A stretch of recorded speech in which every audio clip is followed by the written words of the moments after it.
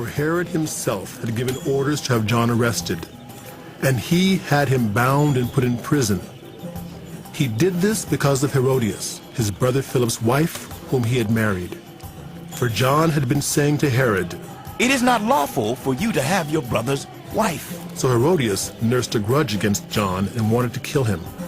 But she was not able to, because Herod feared John and protected him, knowing him to be a righteous and holy man. When Herod heard John, he was greatly puzzled, yet he liked to listen to him.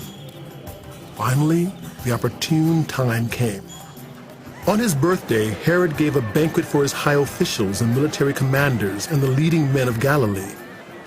When the daughter of Herodias came in and danced, she pleased Herod and his dinner guests. The king said to the girl, "Ask me for anything you want, and I'll give it to you." And he promised her with an oath, "Whatever you ask, I will give you. Up to half my kingdom."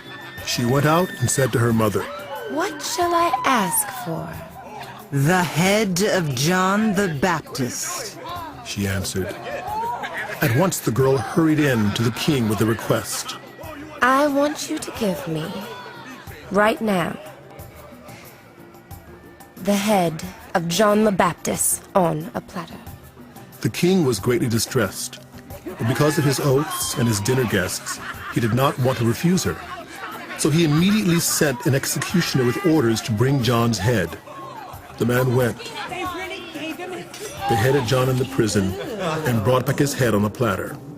He presented it to the girl, and she gave it to her mother. On hearing of this, John's disciples came and took his body and laid it in a tomb.